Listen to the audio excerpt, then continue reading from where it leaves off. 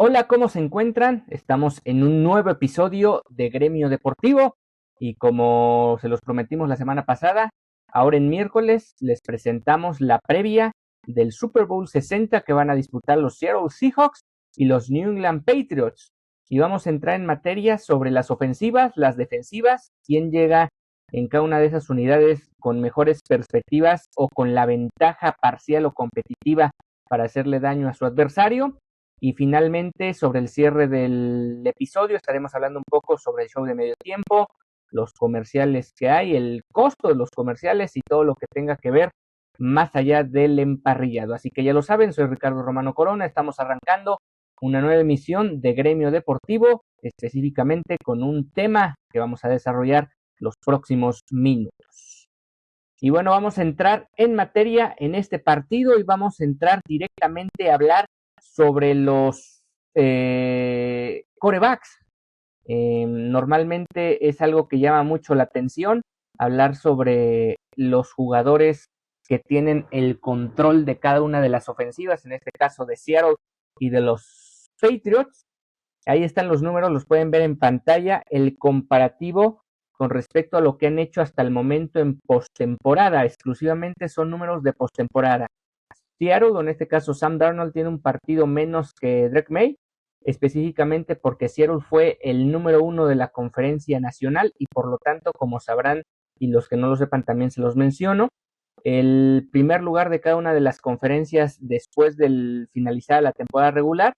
tiene esta ventaja de que la primera ronda de postemporada no la juega, o sea, pasa directamente a la ronda divisional y por lo tanto eso fue lo que aconteció con Seattle, que una vez más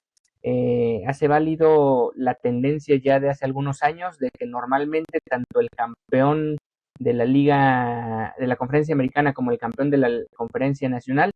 suele ser un equipo que ganó el primer lugar de la conferencia en temporada regular, o sea, aprovechan esa ventaja competitiva que les da el sistema de competencia y por lo tanto les da para ganar únicamente 2 partidos en postemporada y con ello estar ya en el gran juego que se va a disputar en este caso en Santa Clara, California, específicamente en el estadio de los 49ers. Sam Darnold, 4 pases de anotación, 479 yardas, un rating por las nubes de 122.4. Drake May, 3 partidos, 4 pases también de touchdown, más yardas obviamente por tener un partido más, aunque apenas si lo supera con menos de 100 en ese rubro a Darnold.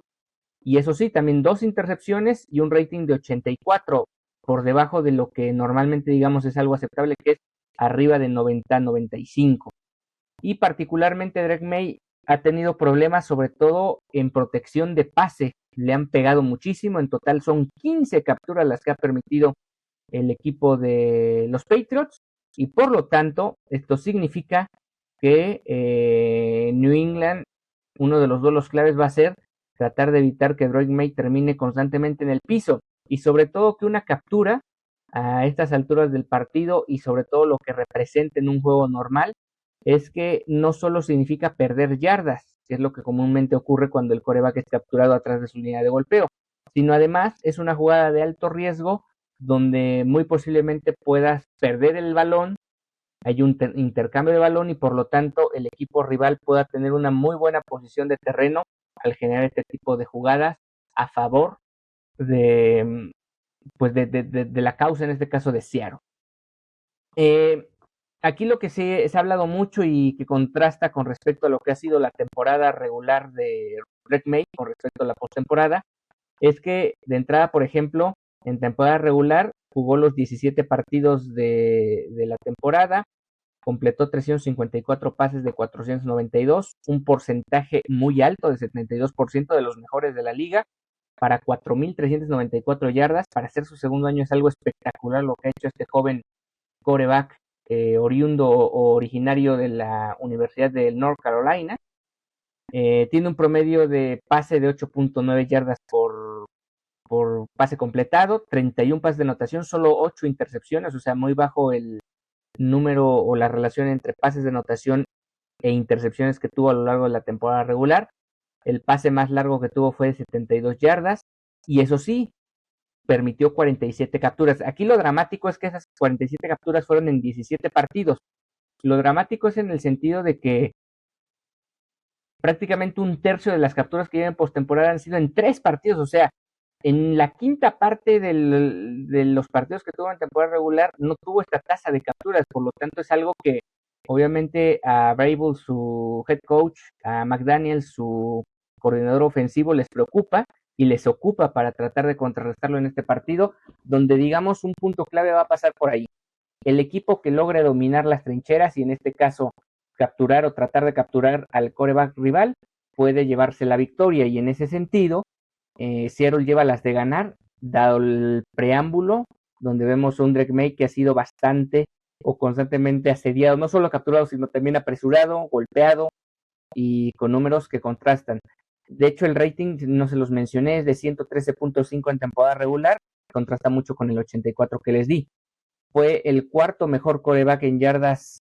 por aire en toda la liga durante temporada regular, el tercero en cuestión de pases de anotación y realmente menos de 10 intercepciones lo pone en un lugar muy bueno donde te da cierta regularidad en la posición.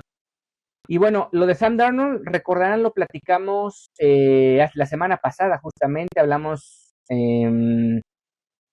nos extendimos hablando sobre el quarterback de Seattle, que está demostrando que rompe barreras, rompe límites, ha tenido un segundo aire. De hecho, ya no este es su primer Super Bowl, él ya estuvo en el Super Bowl de hace 3 años vistiendo la playera de los Seattle Seahawks, perdón, de los San Francisco 49ers, justo en este estadio. Bueno, en este estadio jugó ese Super Bowl, pero sí con este equipo que juega de local en este estadio.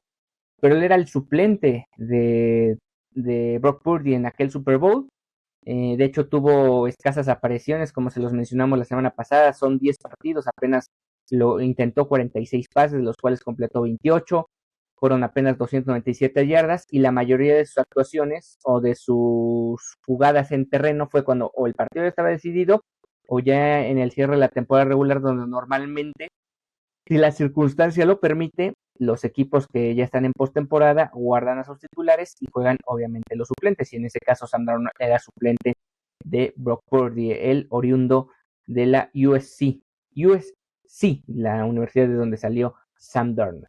Bueno, en postemporada los números de Darnold han mejorado de manera, o más bien, ya los mencionábamos, en total también superó las 4,000 yardas en temporada regular, tuvo 25 pases de anotación.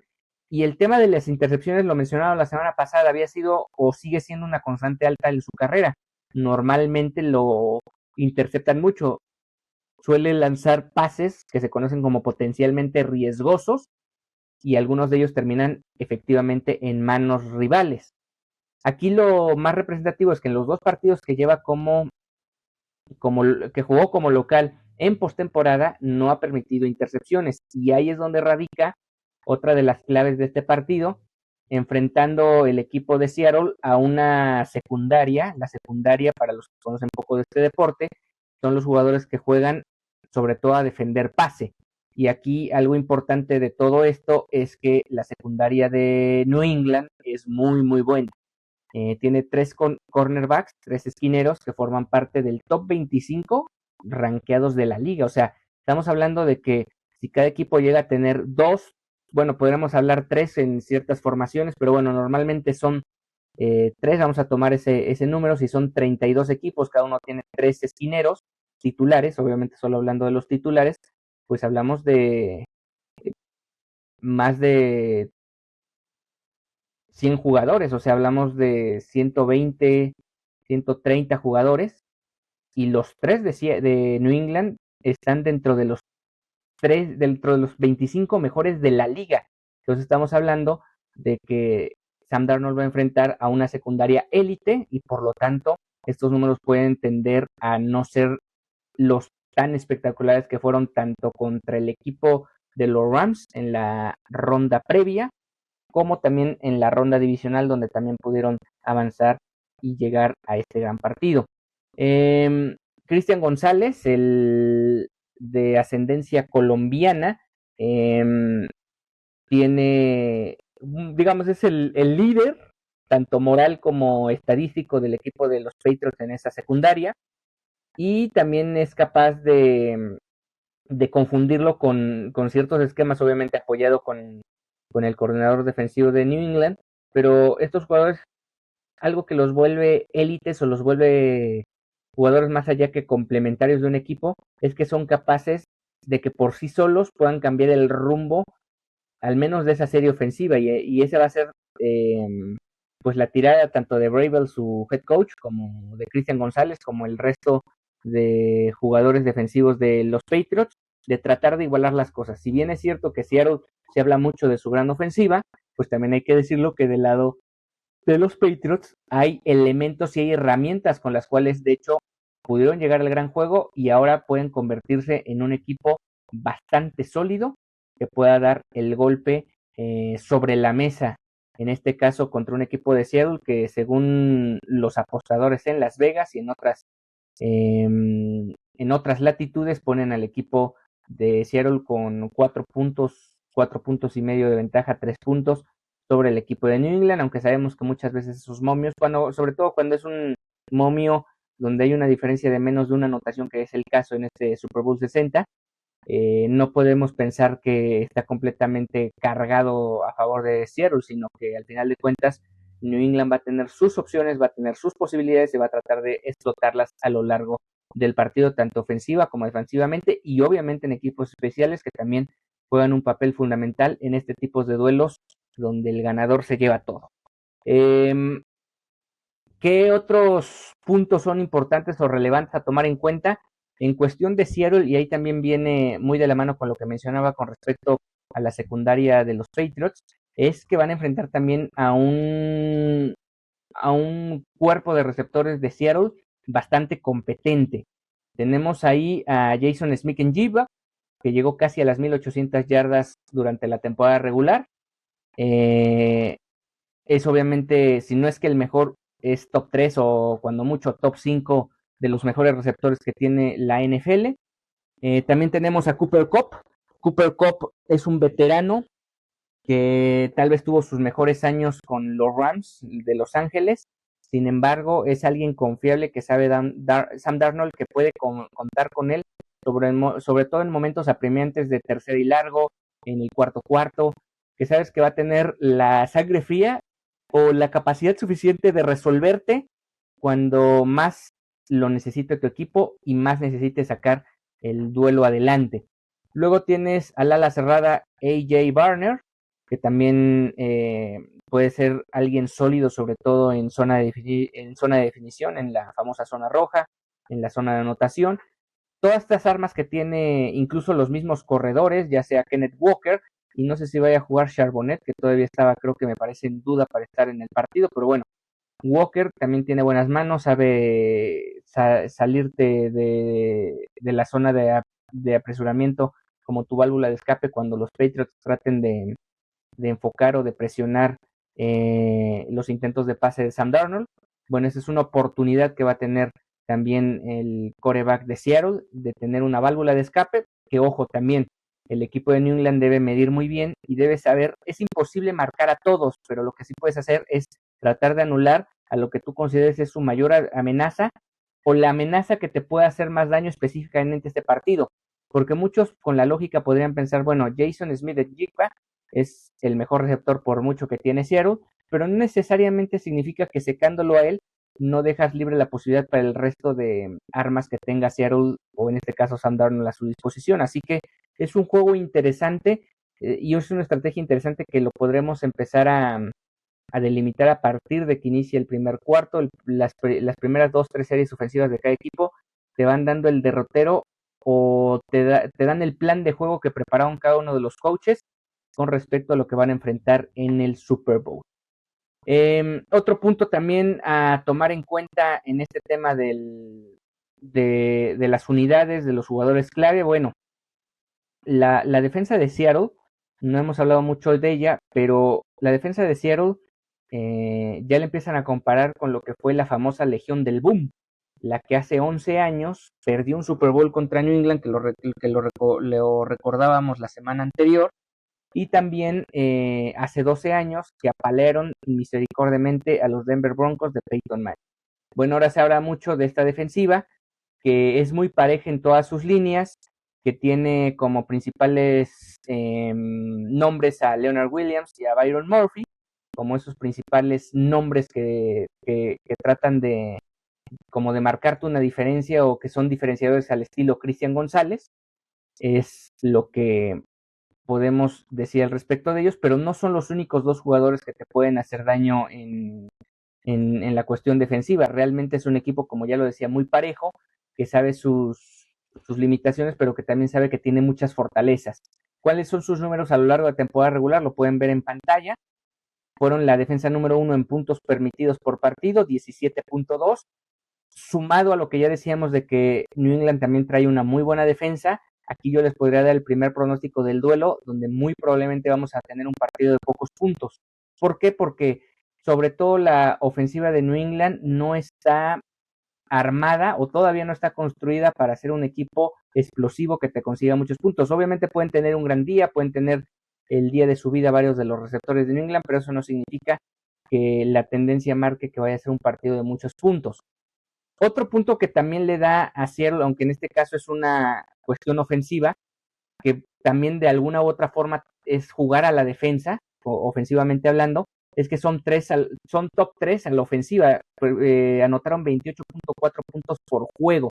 ¿Qué te da esto? Varias cuestiones que le ayudan a las defensivas. Una, obviamente, un colchón de maniobra, donde si tu ofensiva te está respondiendo, está anotando puntos, tú también puedes,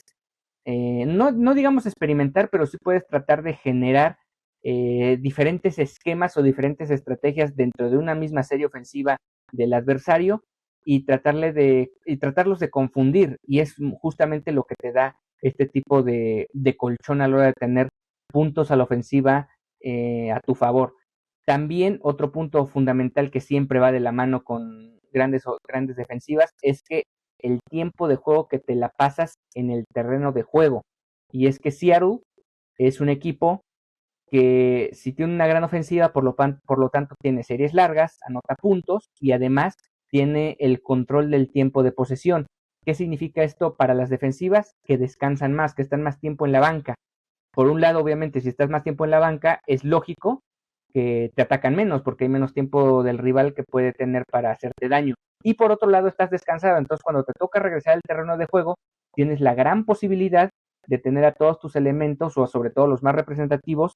con fondo físico y que puedan, sobre todo en el último cuarto, en los últimos minutos del partido, marcarte diferencia. Y creo que eso, sobre todo, particularmente contra los Rams, tanto en el partido de postemporada como en el segundo que tuvieron en temporada regular,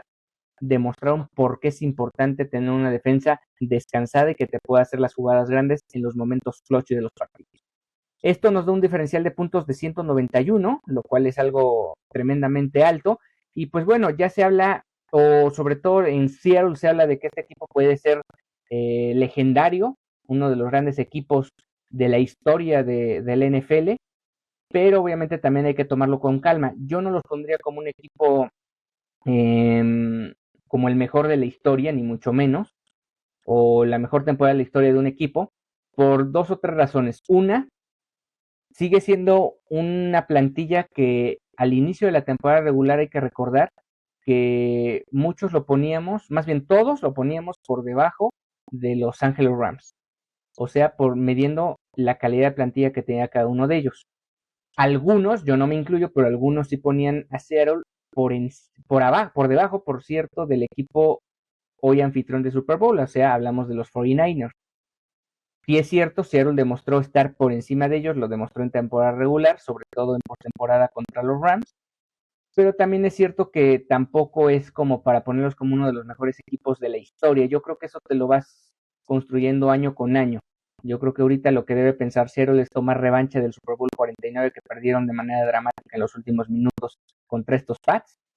tratar de ganar este Super Bowl. Sí están demostrando que es una franquicia que trabaja bien. Hay que ver los últimos 20 años de la NFL, la historia de la NFL en los últimos 20 años, y hay tres grandes generaciones de Seattle. De ellos, cada 10 años en promedio, están armando un equipo de campeonato. Lo hicieron en el Super Bowl 40 que perdieron contra Pittsburgh, lo hacen ahora, más bien hace 10 años o un poquito más, hace 12 años con Pete Carroll, con esa famosa Legión del Boom, y ahora lo están haciendo de nueva cuenta, y que también hay que decirlo, es una generación que sí es cierto, más allá de lo que ocurre el domingo en el Super Bowl, aspiran el próximo año a volver a ser contendientes a regresar al gran partido, aunque obviamente, como bien se menciona muchas veces, no hay como llegar y ganarlo, porque no sabes cuándo vas a volver. Ahí está la célebre frase de Dan Marino. Él decía que después de llegar muy joven a su primer Super Bowl, que lo perdió, que decía que tranquilos, vamos a jugar otros y voy a ganar. Y resulta que después de terminar su carrera, ya ni siquiera volvió al Super Bowl, así que hay que tomar con mucha seriedad y no estar pensando en si eres el mejor equipo de la historia, si eres el rival a vencer, si es una generación dorada. Eso yo creo que con el tiempo lo tienes que ir construyendo, algo como muy recientemente lo ha hecho Kansas City y Patrick Mahomes. Em, Algo sobre esta defensiva de Seattle. Es una defensiva muy peculiar porque terminó la temporada con una tasa de presión del 35.2%. ¿Qué significa esta tasa de presión? El porcentaje de jugadas que lograron presionar al coreback rival. 35.2 básicamente lo podemos trasladar a que más de cada 3 de 10 jugadas, esta defensiva era capaz de ponerse muy cerca de ya sea apresurar al coreback rival, de golpearlo o de capturarlo. Y esto, lo más relevante de todo esto es que lo lograban únicamente con 4 frontales. ¿Qué significa esto? Que normalmente hay una estadística ya más avanzada de la NFL donde hay una tasa de presión. Bueno, Seattle es el equipo top 5 o top 6 de la liga con la menor tasa de presión con un quinto hombre o con un quinto o sexto hombre. O sea, que solo te presiona con 4 frontales en mayor medida en la mayoría de las jugadas. Cuando mandaba un quinto hombre o un sexto hombre, lo hacía una de cada 5 jugadas. O sea, es un equipo que no necesita enviar jugadores extra a presionar al coreback rival. Y eso, combinado con una línea ofensiva de New England que ha tenido problemas, es un duelo muy significativo, sobre todo al inicio del partido, de ver cómo uno u otro trata de contrarrestar esta tendencia que claramente le favorece a Seattle. Eh, ¿Qué te da esta ventaja también de presionar únicamente con 4 hombres que normalmente tienes 5 de la línea ofensiva y a lo mejor un sexto que se ayuda a apoyar estas labores de contención para que no presionen a tu coreback? Es que al tener 11 jugadores en el campo y solo presionar con 4, tienes 7 jugadores que te pueden cubrir el pase y normalmente un equipo te está atacando con 3, 4, rara vez vemos un equipo ya sobre todo en situaciones de emergencia que te envía 5 hombres a tratar de atrapar pase, normalmente son 3 o 4 y por lo tanto tienes ventaja numérica para incluso hacer dobles marcaciones, tratar igual como ya lo mencionaba de confundir al coreback rival con las coberturas, etcétera. O sea, te da para jugar y ese aspecto es algo fundamental en la NFL de hoy. Tratar de confundir al coreback a lo mejor y en este caso también muy claro con poca experiencia a pesar de que ha demostrado tener una gran temporada regular, que compite de hecho para ser MVP de la temporada, pues no deja de tener números poco menos que aceptables en postemporada y que eso también hace dudar de qué puede ocurrir con Drake May en este partido. ¿Cuál es el comité de presión de este equipo? Que también es importante ponerlo sobre la mesa. 5 jugadores de manera individual han generado esta presión que mencionamos a los quarterback rivales a lo largo de la temporada. Hablo del equipo de Seattle. Hablamos de DeMarcus Lawrence, de Byron Murphy, de Leonard Williams, que digamos son los dos más destacados, aunque ojo, DeMarcus Lawrence tiene 51 presiones, 46 de Murphy, 45 de Williams, un poquito menos, una menos, Ukena Niknosu con 44 y Boy Mafe con 41. O sea, cada uno de ellos tiene al menos 40 presiones individualmente hablando al coreback rival. Si esto lo pones dentro de un partido normalmente una defensiva juega 60 jugadas, pues estamos hablando que cada uno de ellos a lo largo de la temporada regular logró prácticamente un partido completo de presiones. O sea, eso nos habla de un equipo que constantemente te va a estar presionando. La clave va a ser que tanto, sobre todo Josh McDaniels, el coordinador ofensivo de New England, genera esquemas o está generando esquemas para que su línea ofensiva, junto con ayuda, obviamente, ya sea de sobre todo los alas cerradas o algún fullback, puedan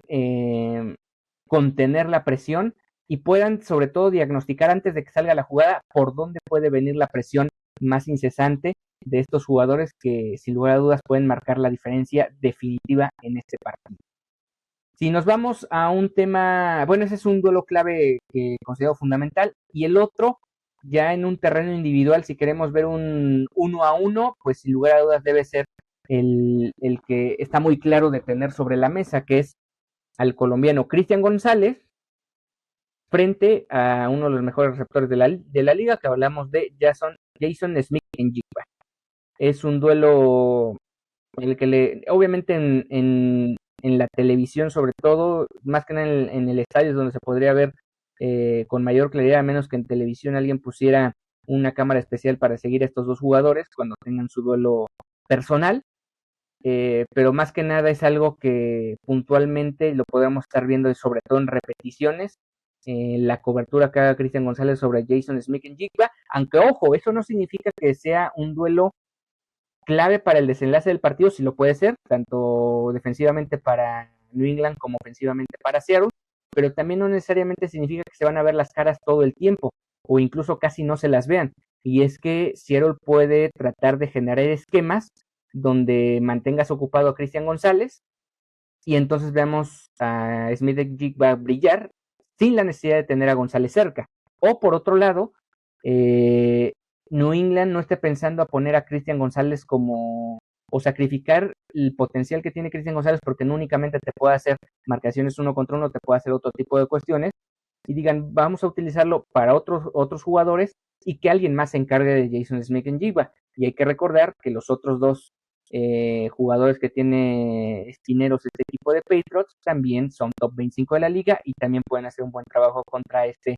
célebre receptor de origen africano del equipo de Seattle. Así que tampoco es un hecho que podamos decir que va a haber este duelo clave entre Cristian González y Smith-Njigba, pero sí apunta que puede ser algo que podemos ver durante el partido. Y bueno, con esto yo cierro el análisis del Super Bowl 60 y dejo únicamente mi pronóstico ya del partido. Ya les dije mi pronóstico en puntos, que espero que sea un partido bajos puntos, menor a 40 combinado entre Seattle y New England, pero sí creo que en este caso me voy a decantar por Seattle y fundamentalmente por esta capacidad individual que tiene cada uno de estos jugadores para meter presión a los quarterbacks rivales y no creo que tenga la capacidad más allá de los esquemas el equipo de New England de soportarlo. Si es así, podemos ver incluso un partido que termine temprano y con un marcador, o más bien una diferencia significativa entre Seattle y New England. Espero que no sea el caso porque siempre llama la atención un partido cerrado que se defina en los últimos minutos, pero sí existe esa posibilidad de que el partido se pueda definir temprano, sobre todo si New England no es capaz de contener a las fieras que tiene a los frontales que tiene Seattle para atacar a Drake May. Y ahora sí vamos con temas extra deportivos y vamos a hablar un poco sobre el show de medio tiempo que va a dar Bad Bunny. Y bueno, es un hito histórico lo que se va a dar en este Super Bowl porque va a ser la primera vez a priori que un Super Bowl esté amenizado el show de medio tiempo estelarmente por alguien que pues interprete en su totalidad o al menos en la mayoría de ellas canciones en español, lo cual representa pues por ende un hito histórico en lo que se refiere a los shows de medio tiempo del Super Bowl. Ya sabíamos que en algún momento estuvo Shakira, pero como invitada. Ha habido otros latinoamericanos o de lengua hispana que han estado como invitados o han sido complemento de shows de medio tiempo.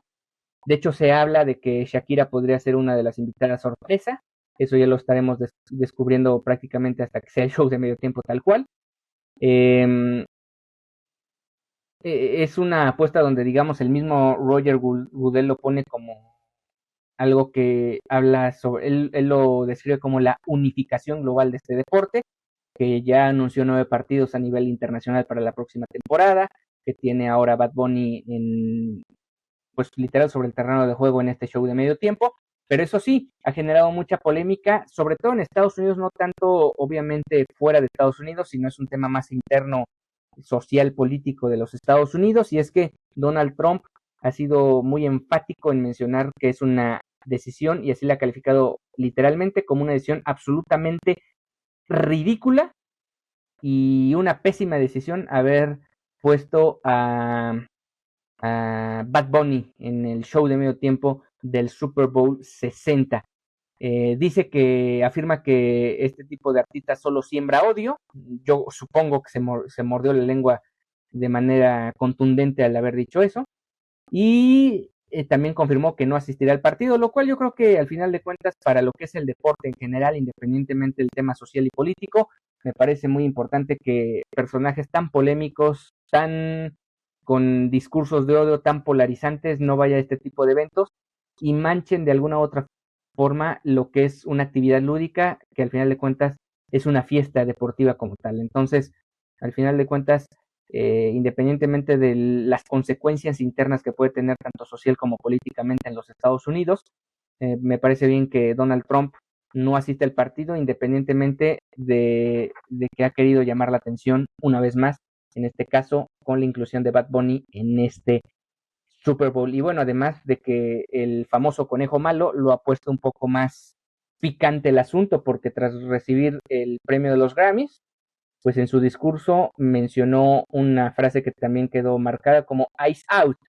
fuera el servicio de inmigración. ICE es el servicio de inmigración que, por cierto, últimamente ha tenido, o más bien ha estado envuelto en polémicas por el modus operandi en el que, sobre todo, se maneja este tema, este servicio de inmigración en los Estados Unidos. Y otra frase que mencionó Bad Bunny en los Grammys fue: no somos animales, somos humanos y somos americanos, con lo cual ha polarizado significativamente a la audiencia estadounidense. Hay obviamente una corriente conservadora en Estados Unidos que obviamente no le cayó nada en gracia lo de Bad Bunny, mucho menos sus comentarios, y han sacado el famoso Walk Bowl, que sería una especie de show alternativo, obviamente que está promovido por sectores conservadores de los Estados Unidos,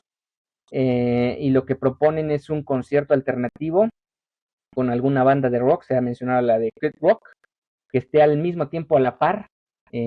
como protesta del show de medio tiempo, aunque honestamente, por más que haya poder adquisitivo, haya quien te pueda pasar ese concierto alternativo, la realidad es que en Estados Unidos, sobre todo alrededor del mundo, pues todos vamos a estar viendo al conejo malo, no a Kid Rock, solo los, yo diría, fanáticos de Donald Trump o ultraconservadores van a cambiarle mientras esté, o van a ir al baño mientras esté Bad Bunny dando su show de 12 minutos, un medio tiempo que suele alargarse más de lo habitual. Normalmente dura justo 12 minutos el descanso para los equipos, aquí se alarga a más de 20 minutos, casi llegando a la media hora o incluso superando la media hora,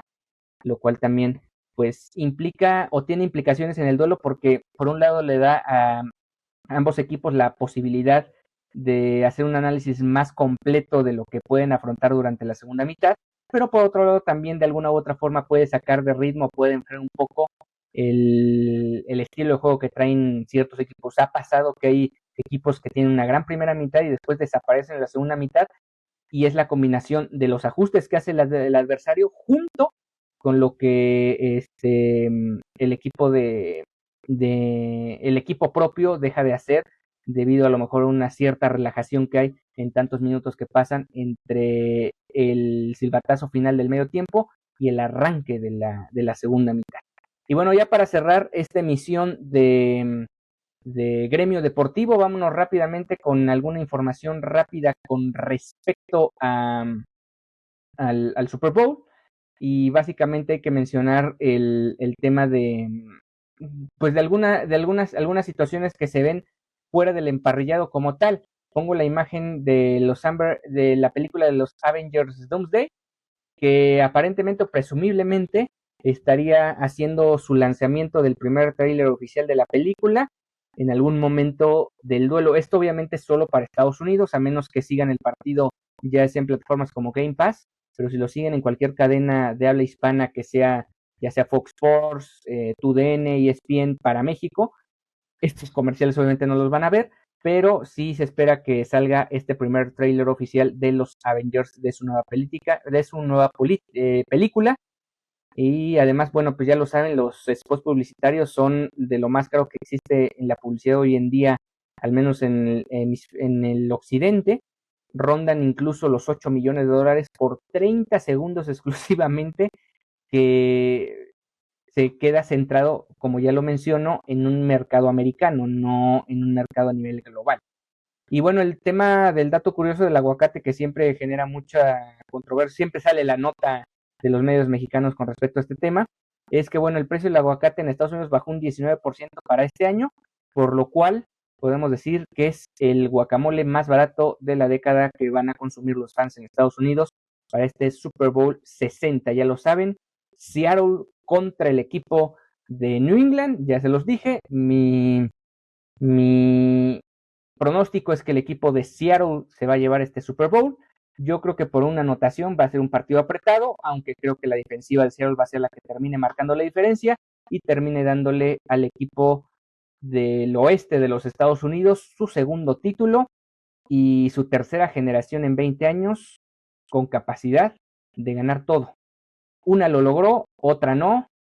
Vamos a ver si Sam Darnold y compañía lo consiguen el próximo domingo allá en Santa Clara, California, frente a los New England Patriots. Con esto me despido, esto fue todo por ahora. Yo soy Ricardo Romano Corona y ya lo saben, nos pueden sintonizar por YouTube, Spotify y Facebook.